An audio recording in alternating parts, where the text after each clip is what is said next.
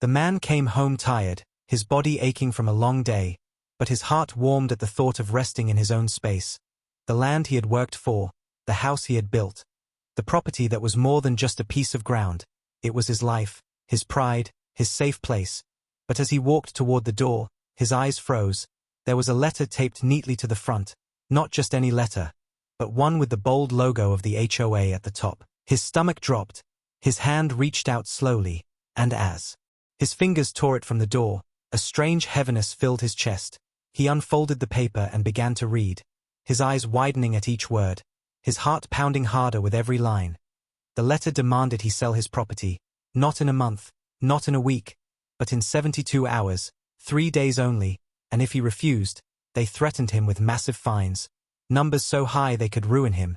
His breath caught in his throat. His hands trembled slightly as he read the words again to make sure he hadn't misunderstood. But no, the words were there in black and white. You are required to sell your property within 72 hours. His chest tightened, his mouth went dry. It felt like the ground beneath him shifted. Why would they do this? What was the reason? What had he done? He looked around the yard. Everything was neat, the grass trimmed, the fence solid, the mailbox in place, nothing out of order, nothing that could justify such a harsh demand. Anger and confusion swirled inside him, his mind racing for answers. He stepped inside his house, the letter still crumpled in his hand, his footsteps heavy. The quiet walls felt different tonight, less like home, more like a trap closing in. He dropped his bag on the floor and sat at the table, spreading the letter flat. His eyes scanning the text again, searching for the reason, the violation, the justification. But it was vague, full of legal words that meant nothing. Phrases like non-compliance and failure to meet community expectations, but not one clear rule he had broken. It was like they had written it on purpose to confuse, to corner him. He leaned back in his chair, running his hands over his face, his heart hammering. This wasn't a warning, this wasn't a fine. This was an ultimatum. A demand that he surrender his land, sell his home, and vanish in 3 days, his fists clenched tightly, his mind flashing through the years he had lived here, the long hours he had worked to buy this place, the memories he had built inside these walls, the garden he had planted, the nights he had stood on the porch and felt peace, all of it now threatened by a single piece of paper. And he knew there was only one person behind it, Karen, the HOA president. Her name wasn't on the letter, only the board's signature. But he didn't need to see it to know. She was the one who had harassed him with fines, the one who had sent endless warnings about small things, the one who had called his porch light too bright, his car too dusty, his fence too tall. She was the one who always pushed harder, always found a way to make him feel like an outsider, and now she had taken it to a level he never thought possible. His chest burned with anger, his jaw tight. He whispered to himself, 72 hours. They think they can break me in 3 days. He stood and paced across the room, the letter clutched in his fist, the clock ticking loudly in his head. 3 days, 72 hours to fight back or lose everything. He tried to calm himself, to think clearly. He sat back down and pulled out the file where he kept all his HOA documents. Letters, warnings, fines, every scrap of paper they had ever sent him. He spread them across the table, flipping through page after page, his anger growing with each memory, each absurd rule they had thrown at him. But this was different. This wasn't about paint colors or trash bins. This was about taking everything from him. He stared at the clock on the wall, the seconds ticking by, each one a reminder that his time was running, and his mind replayed the same question over and over. Why now? Why him? What did they want? His eyes went back to the letter, and this time he read between the lines. Failure to comply will result in financial penalty, opportunity for community improvement, necessary adjustment for development. And there it was, hidden in the careful words. Development. That one word rang like a bell in his head. This wasn't about rules, it was about land. Someone wanted his property. Someone wanted him gone. And Karen was the tool to make it happen. He leaned back, his chest rising and falling fast, his mind sharp now. This was bigger than petty fines, bigger than Karen's ego. This was about money, about power, about forcing him out so they could sell or build. His fists tightened as resolve replaced fear. 72 hours wasn't a sentence, it was a challenge. They thought they had cornered him. But they didn't. Know him, he wouldn't just fold, he wouldn't hand over his home, not without a fight. He folded the letter carefully, sliding it into the file, his mind already planning. His eyes burning with a cold fire, he whispered again, this time steady, firm. You gave me 72 hours, let's see what I can do with them. Outside the night settled heavy, the street quiet, but inside his house a storm was brewing, and he knew the clock had started ticking on a battle that would change everything. The man barely slept that night. The letter sat on the table like a snake ready to strike, its words echoing in his head again and again. 72 hours, sell or face ruin. He tossed and turned, his eyes staring at the ceiling, every creak of the house sounding louder, every tick of the clock pushing him closer to the deadline. When the first light of dawn spilled through his window, he rose with heavy eyes but a mind sharper than ever. He went straight to the table, unfolded the letter again and read every line slowly, this time not as a victim but as a man searching for the truth hidden beneath the words. The vague phrases stood out to him: non-compliance, community adjustment, improvement for future development. None of them specific, none of them tied to a real rule. His hands rubbed against his stubble chin as he whispered, this isn't about me breaking rules, this is about someone wanting me gone. He stood and pulled out his folder of past notices, laying them side by side. Warnings about trash cans, fines for porch lights, notes about the color of his fence, all signed by the HOA. But each one always carrying the weight of Karen's hand, her obsession with control dripping from the paper. He looked closer and realized something chilling. The tone of the letters had changed over time. What started as small warnings had grown harsher, more aggressive, more determined, and now they had reached the ultimate threat, selling his home. His fists clenched tightly, his anger sharp, but he forced himself to stay calm, to think, to dig deeper. He remembered what Karen had said at a past HOA meeting only a month ago, how she boasted that this neighborhood is going to be the most valuable community in the county. How she mentioned future buyers already looking into opportunities. At the time he brushed it off as her usual arrogance, but now it clicked. The letter's mention of development, her words about buyers, it was all connected. They wanted his land, maybe all of the land, and his property was standing in their way. His jaw tightened as he whispered, so that's it. They're not trying to fix the community, they're trying to sell it. He grabbed his laptop and began searching public records. Property plans, development permits, anything that could confirm his suspicion, and after hours of digging, his breath caught when he found it. A proposal submitted to the county for a new luxury complex. The design placed right over where his property stood. His land wasn't just in the way, it was the key piece, the center of their plan. His anger burned hotter. They hadn't just chosen him randomly, they had marked him, targeted him, and were now using the HOA as their weapon. He leaned back. In his chair, his fists pressed against the desk, his mind raced back to Karen's smug smile. The way she had laughed at him during meetings. The way she always seemed to know more than she admitted. She had been planning this for months, maybe longer. Every fine, every warning, every complaint had been laying the groundwork to weaken him, to make him vulnerable. And now she thought the final blow would finish him. But she didn't know that while she slept smugly in her house across the street. He was piecing together the truth. The pattern was clear, the setup undeniable. He pushed the papers together, his voice low but filled with steel. You want me gone in 72 hours, but you forgot one thing, I don't break that easy. He stood and paced across the room, each step steady, his mind building a plan. He would not waste time arguing with Karen face to face. She thrived on shouting, twisting words. He would use her own arrogance against her. He would gather every proof, every word, every loophole, because deep down he believed there had to be something in the property agreement. Some clause, some line they had overlooked, something that would turn their trap into their prison. He walked to his shelf and pulled down the dusty binder that held his original purchase papers. Flipping through it quickly, his heart pounding, his eyes sharp, the words blurred from his tiredness, but he forced himself to read page after page of legal text until his vision swam. And though he hadn't found it yet, he felt it there, waiting to be discovered. He pressed the binder flat against the table, his eyes blazing with determination. They thought they had set him up, but what they didn't know was that he was no longer the frightened man staring at a letter. He was a fighter, a hunter, and he would find their weakness. 72 hours might have seemed short to them, but to him it was enough time to turn their plan upside down. Outside the sun climbed higher, the neighborhood quiet as if holding its breath, and across the street Karen's blinds shifted slightly, her shadow flickering behind the curtain. but the man only stared back with cold eyes, his lips whispering a vow only he could hear. You set me up, but I will set you down. The next evening the man decided he could not stay silent anymore. The letter burned in his mind and the discovery of the development plans gave him no rest. He knew if he stayed quiet Karen would only grow bolder. She thrived on fear and silence, and that was how she controlled everyone for years. But he wasn't afraid now. He was angry and determined.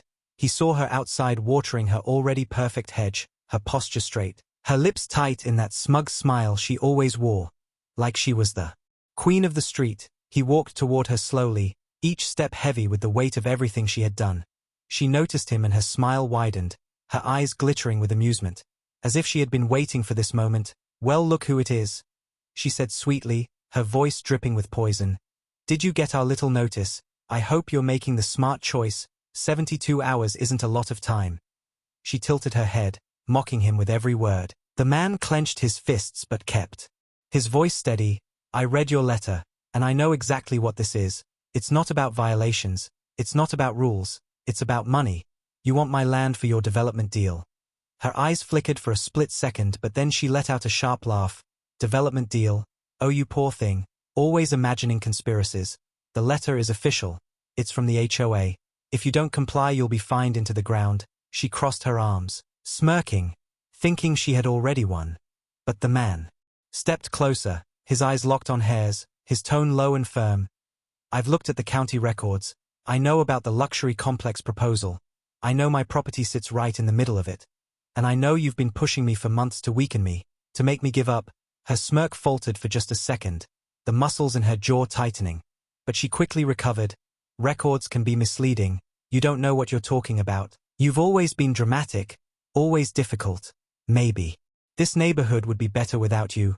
Her words cut cold, but they also revealed the truth, her tone no longer pretending to be professional, her mask slipping into cruelty. The man could feel the neighbors watching from behind curtains, though none dared to step outside yet. But he knew they were listening. He raised his voice so they could hear too. Better without me or better for you, Karen. You've been scheming, using your power to scare people, to take what you want. You think you can threaten me into selling, but you've underestimated me. Her eyes narrowed sharply now, the fake smile gone, her voice rising with anger. You have no choice. The clock is ticking. You think you can fight me, fight the HOA, fight the rules. You'll lose everything, you'll drown in fines, and no one will help you. Her words echoed down the street, but instead of fear, the man felt a strange calm. Because her rage exposed her, she wasn't untouchable. She was desperate. He stepped even closer, his face inches from hers, his voice quiet but cutting. You made one mistake, Karen. You think 72 hours is enough to break me. But it's enough for me to break you. I've kept every letter, every fine, every threat. I've built a case stronger than your fake rules. And when this ends, you won't be the one collecting, you'll be the one paying. Her eyes widened, a flicker of panic shining through before she quickly looked away, adjusting her blouse and pretending to brush dust off her sleeve. She forced out a laugh, but it sounded thin, weak, big words for someone who's out of time. She muttered and turned sharply, walking back toward her door, her heels clicking fast against the pavement. The man stood there, watching her retreat, his chest steady, his fists no longer clenched. He felt power shift in that moment. She had revealed more than she wanted, her mask had cracked, and though the neighbors stayed hidden, he knew they had heard, he knew whispers would spread, and soon the whole street would know that the queen they feared was not as strong as she pretended to be. He turned back to his house, the letter still lying on his table, the hours still ticking, but now instead of dread, he felt focus. He knew the battle had started, and Karen had just shown her hand. That night the man sat at his table, with every document spread before him, the HOA letter in the center like a poisonous heart surrounded by years of warnings and fines. The clock ticked loudly on the wall, reminding him that the 72 hours were already shrinking, each second stolen away from him. But instead of fear, his mind burned with determination. He would not let Karen and her board win. He flipped through his property papers, the thick binder from when he first bought the house. Page after page of contracts, legal language, terms he barely remembered signing years ago. His tired eyes scanned line after line looking for something, anything, that could save him. His fingers brushed against old notes he had written in the margins, small scribbles from meetings, even receipts for repairs the HOA had once tried to fine him for. Every paper carried a memory of their harassment. But buried in it all there had to be a weakness, some loophole. He leaned back and rubbed his temples, exhaustion pulling at him. But he refused to sleep, not when the clock was against him. Outside the street was silent. Only the faint sound of a dog barking in the distance. The blinds across the street moved once and he knew Karen was watching even now, smug in her house. Thinking he was already broken, he imagined her sitting comfortably, telling herself he would cave, that he would pack up and run before the deadline. But he smiled bitterly because she had no idea how hard he was willing to fight. He leaned forward again. His eyes sharper, reading slower, more carefully. His heart jolted when he reached a section buried deep in the contract. Words that spoke about forced sales under duress and compensation requirements. He read it twice, 3 times, his breath catching as he realized what it meant. If the HOA forced a sale under unfair or unlawful conditions, they were not only liable for damages, they were required to lease the property back at an increased rate. A penalty clause. His lips curved into a small smile for the first time since the nightmare began. His pulse quickened as the possibilities filled his head. This was it. The mistake they had overlooked. They thought they were pushing him out, but they had walked straight into a trap hidden in the very papers they were supposed to enforce. He whispered under his breath. You thought 72 hours would end me, but it's going to end you. His hands shook slightly as he highlighted the clause, marking it. His excitement rising but tempered with caution. He needed more. He needed to build a case strong enough that even Karen couldn't twist. He pulled his phone and began taking pictures of everything. The letter on the door, the vague wording, the county development plan he had found online, the clause in his property papers, his folder of past harassment. He created a timeline, every fine, every threat, building a story that showed not just one unfair letter but a pattern, a deliberate attack. His eyes burned with fatigue. But he pressed on, writing notes, connecting dots. The hours passed quickly, the clock striking midnight, then 1, then 2. But he didn't stop. By dawn his table looked like a battlefield, papers everywhere. Sticky notes marking key points, photographs lined up in order. He leaned back finally, exhaustion heavy in his body but triumph in his eyes. He had built something solid, something undeniable. Across the street Karen's lights flicked on and he could almost picture her smug face as she poured her coffee, telling herself victory was close, but he let out a quiet laugh, because while she slept peacefully, he had uncovered the very thing that would destroy her plan. He stacked the papers neatly, slid them into a folder, and tapped it firmly, the sound echoing like a war drum. He had less than 60 hours left now, but he no longer feared the countdown. Because time was no longer his enemy, it was hers, he whispered softly but firmly. The clock is ticking for you, Karen, not for me. Then he stood, stretched his aching body, and looked out the window at the morning sun rising over his land. The land they wanted to steal. The land they would now pay for, and he promised himself that by the time the 72 hours ended, the whole HOA would realize just how badly they had underestimated him. The man did not rush to the HOA office the next morning. He moved quietly but with purpose. He had the clause in his binder and the evidence on his phone. He wanted to be smart. Not loud. He spent the early hours making copies. He printed the development proposal. He printed the HOA letter taped to his door. He arranged the timeline of every fine and warning Karen had sent him for years. Each paper told a clear story when put in order. Harassment that had grown into a trap. He went to his neighbor Maria's house and asked to borrow her scanner. She opened the door surprised, but when he explained briefly she only nodded and said, I'll help, he's done nothing wrong. Together they scanned and saved each page as clear proof. The man then called a lawyer he had once met at the county office about another small matter. The lawyer remembered him and agreed to look over the papers. He did not want to waste time. The lawyer asked questions and then smiled a little when he saw the clause. This is rare but strong, the lawyer said simply. If the HOA forces a sale this way, you can demand compensation and lease terms. You can make them pay. The man felt cold then. Warm, cold because the stress of the last days left marks on his face. Warm because the plan was real and lawful. He prepared a short, calm statement to give at the meeting and a set of copies to hand out. He did not want to shout or threaten. He wanted the law and the facts to speak for him. Later that day he drove to a local print shop and made more copies. The owner of the shop asked quietly, Everything okay, sir? He nodded and said, Yes, just papers. His hands steady though his heart was loud. While he worked, the word started to move in the neighborhood. Karen was already telling whoever would listen that he was desperate and panicked. She smiled to neighbors with her usual cold charm. She said the HOA had to keep the place tidy for buyers. She predicted he would run to sell. She told them 72 hours was fair.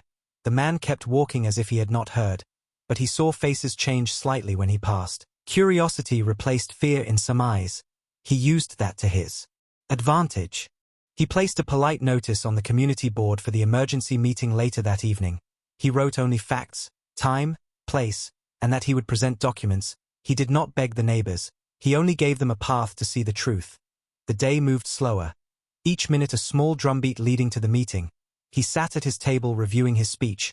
His voice calm, simple words ready. The clock clicked closer. When he arrived at the community hall, the room smelled of coffee and cheap air. Freshener, people trickled in. Karen already stood at the front with a folder in her hand and the bored look of someone who expected applause.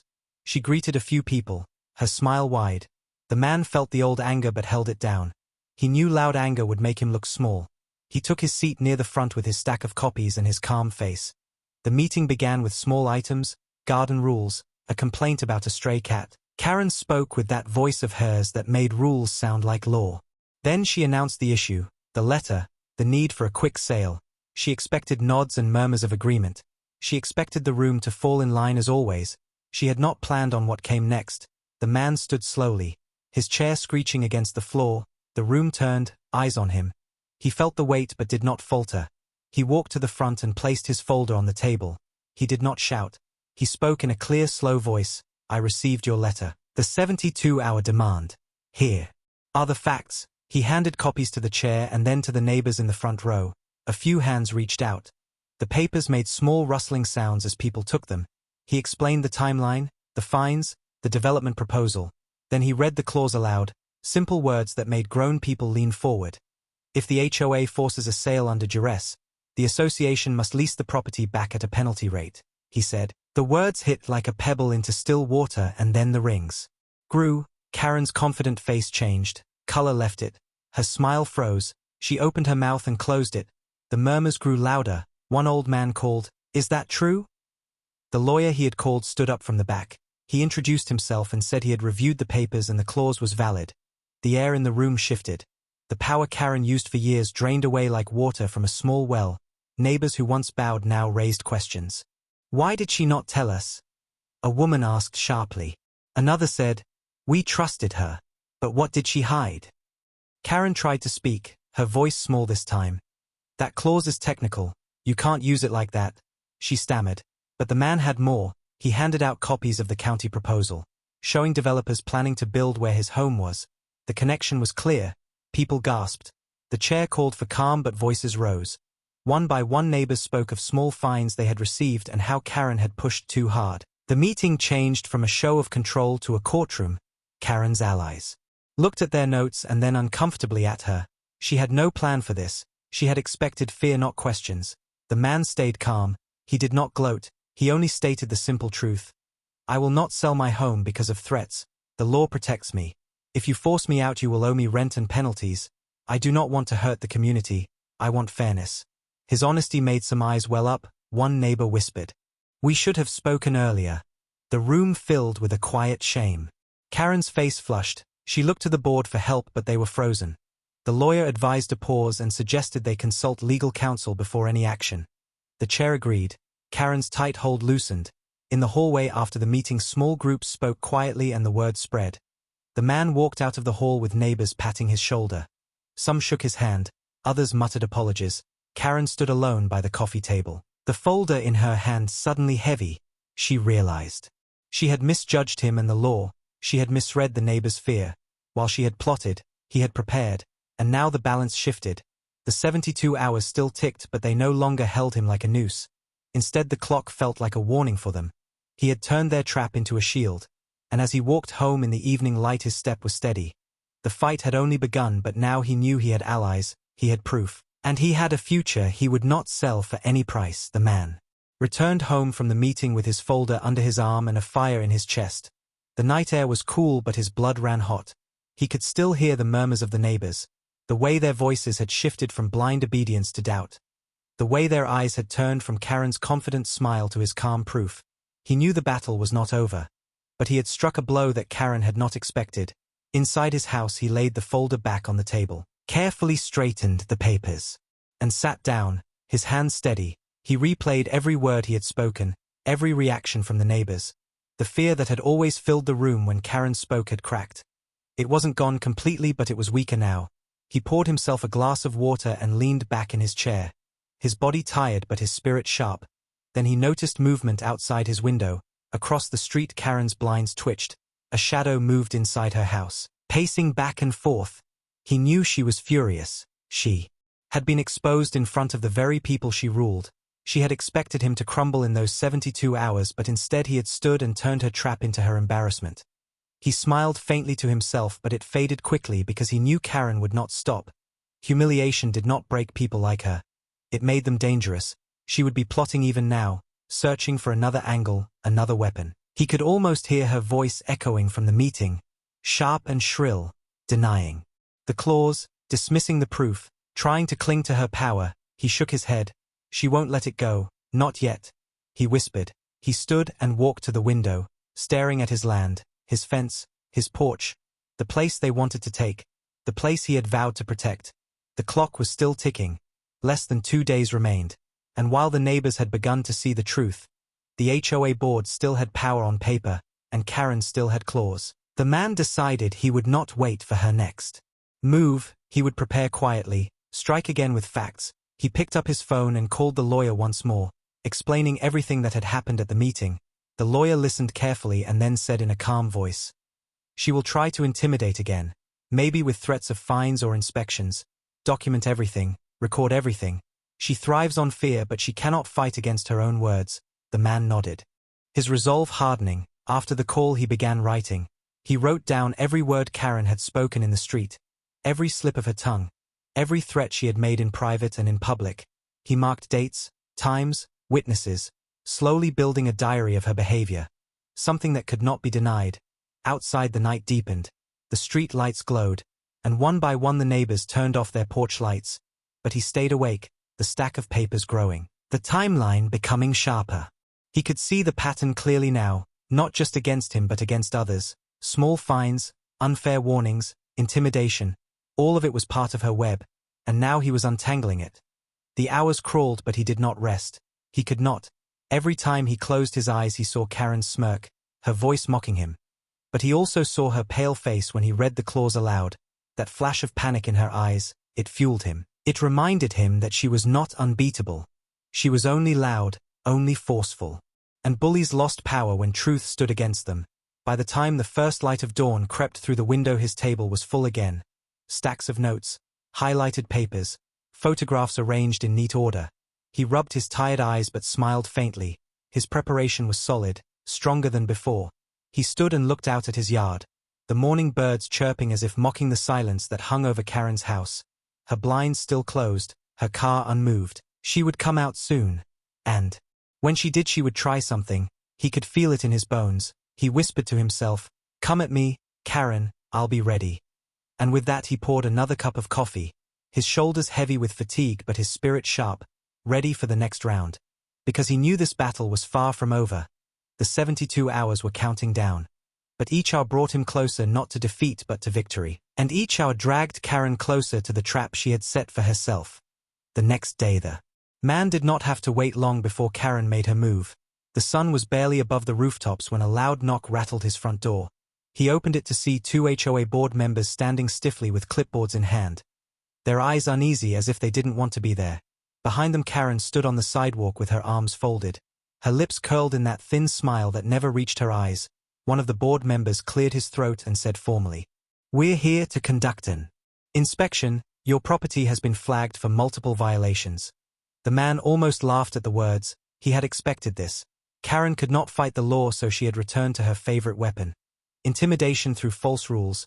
He stepped aside and said calmly, "Come in, inspect whatever you want. But I hope you brought a camera, because I'll be recording too." He held up his phone, its red light blinking. The board members exchanged nervous glances while Karen's face tightened, her smile cracking slightly, but she waved her hand as if nothing was wrong. "Go on, do your job." she ordered them. They walked through the house slowly, pointing at tiny things. A small crack in the paint near the window, a loose board on the porch, dust on a ceiling fan. Nothing that justified a sale, nothing close to the scale of their threats. The man followed them silently, recording each word, each exaggerated note they scribbled on their clipboards. When they were finished, he asked in a calm voice, "So where exactly is the violation that justifies taking my home in 72 hours?" The board members looked uncomfortable. One muttered something about cumulative issues, but his voice was weak. Karen stepped forward before they could finish, her voice rising. "The violations don't matter anymore. You're out of compliance. The community needs progress. If you won't leave peacefully, then the board will take legal steps." She spoke loud enough for the neighbors who had come outside to hear, but instead of silence there was a ripple of whispers. A few even chuckled. One neighbor across the street called out, "Legal steps? Or another one of your scare tactics, Karen?" Another woman shook her head. "We've all had enough of this nonsense." Karen's face flushed, her hands tightening into fists at her sides. She turned back to the man, her voice sharp. "Don't think one clause will save you, you're playing with fire." But the man only raised the folder in his hand, calm and steady. "It's not one clause, it's proof, and you've given me more of it today. Thank you for the inspection. I'll make sure the lawyer sees the video." The board members looked pale now, shifting uncomfortably as if they realized they were being dragged into something bigger than they signed up for. One of them cleared his throat and whispered, "We should go," before quickly walking back toward the street.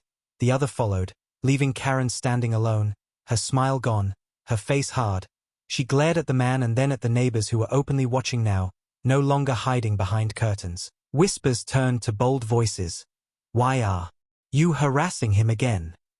He keeps proving you wrong, Karen. We're tired of your games." The man stood tall on his porch, saying nothing more, letting the scene speak for itself. Karen's eyes darted around, searching for support. But all she found were stares and shaking heads. She turned quickly and stormed away, her heels striking the pavement hard, slamming her front door with such force that it echoed down the street.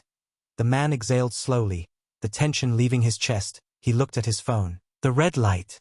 Still blinking, the entire inspection saved, another weapon for him. Another step closer to victory. The neighbors lingered. One of them, an older gentleman, walked over and placed a hand on his shoulder. "You're doing what we should have done long ago. Don't stop." The man nodded, his voice calm but full of steel. "I won't. She's running out of time, not me."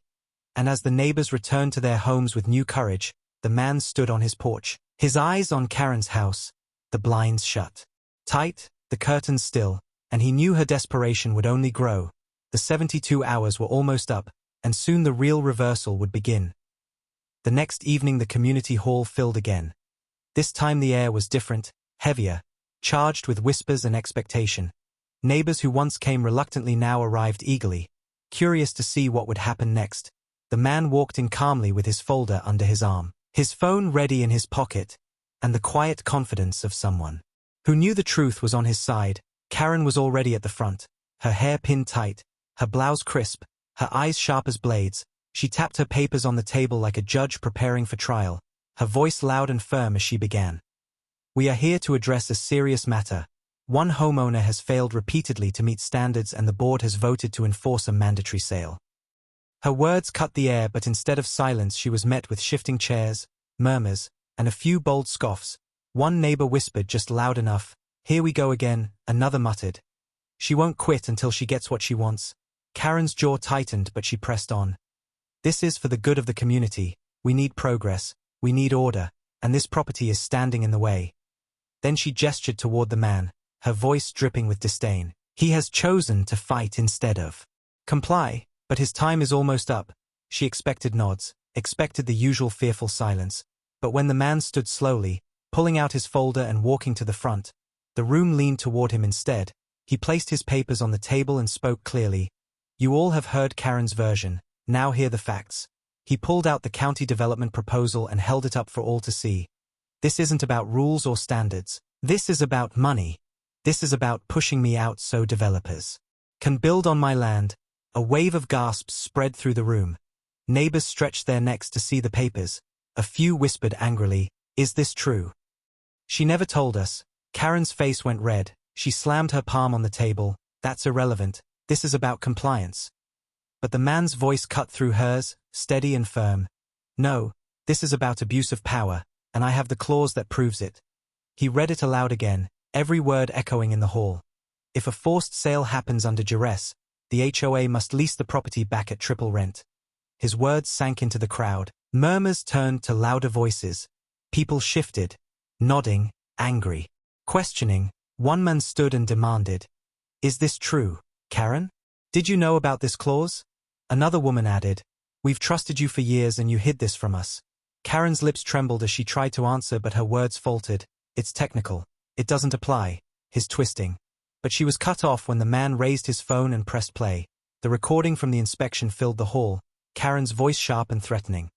"The violations don't matter anymore. You're out of compliance. The community needs progress. If you won't leave peacefully, the board will take legal steps." The room erupted, gasps, anger, even laughter from some who had feared her for so long. The truth was undeniable now. She had been caught in her own words, exposed in front of everyone. Karen's face drained of color, her hands shaking slightly as she tried to gather her papers. But the neighbors no longer looked at her with fear. They looked at her with betrayal. One shouted, "We're done with your games." Another said, "You've made a fool of all of us."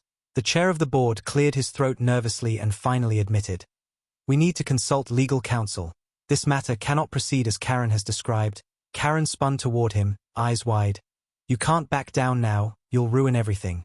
But the board members avoided her gaze. Some even slid their papers away from her. The power she held for years slipped through her fingers in a single evening.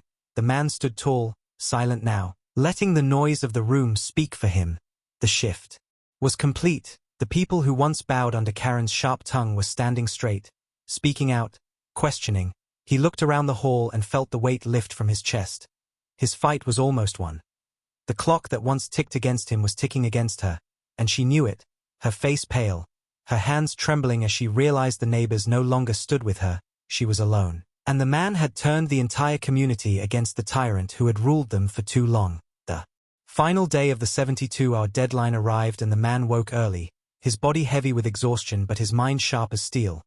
The sun rose slowly over his land, casting long golden light across the yard. He stepped onto his porch with his folder in one hand and his phone in the other, ready for whatever Karen would throw at him.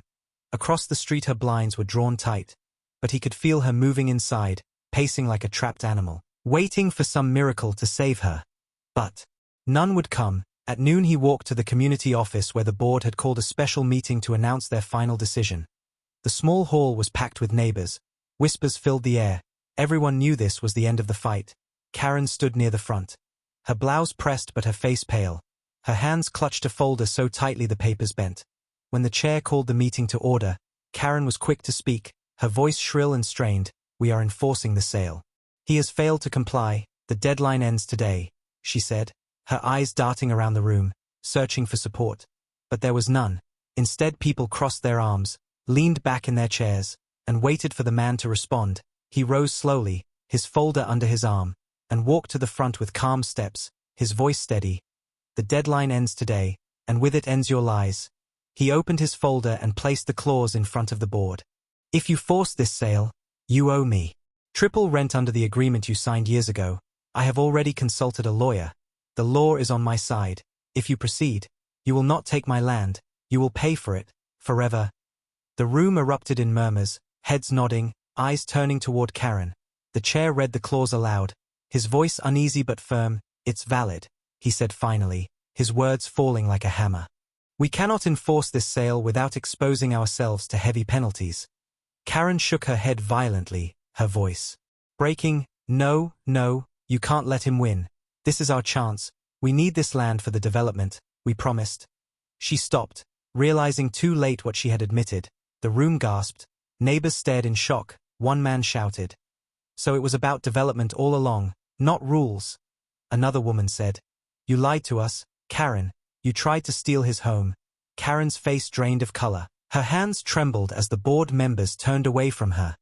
Their voices low and ashamed, the chair spoke. "Again, this board has no choice but to reverse its demand. The letter was issued under false grounds. This homeowner will not be forced to sell, and under the clause, the HOA is now obligated to pay damages and lease fees." The man stood tall, his heart pounding, his face calm. He looked around the room and saw neighbors nodding, some smiling, some glaring at Karen with open disgust. The power she had held for years shattered in a single moment. She dropped her folder to the floor, the papers, spilling like broken pieces of her pride. "This isn't over," she hissed, but her voice was thin, weak, and the room erupted with voices against her. "Yes, it is. We're done with you. You've gone too far." She stumbled back and pushed through the crowd, leaving the hall with her head down, her heels clicking frantically against the floor. The man did not chase her. He did not need to. She was finished. He turned back to the board and simply said, "I will hold you to your word." They nodded quietly, unable to meet his eyes. Later that evening he walked home under the setting sun. Neighbors came to him, shaking his hand, thanking him for standing up when they were too afraid. Maria brought him fresh bread and said softly, "You gave us courage." The man smiled faintly but said little. His victory was not in their thanks. It was in the simple truth that he had kept his home. He had turned their weapon into his shield, and now the very people who tried to crush him would pay him rent every month. Forever. His land remained his porch, his garden, his walls, all safe. The clock that once counted down his doom had struck midnight on Karen instead. He sat on his porch as the stars appeared, the steel mailbox gleaming under the light, the night air cool and quiet, and for the first time in days he felt peace. Karen's shadow still lingered across the street, but it no longer frightened him. She had lost, completely. The man closed his eyes.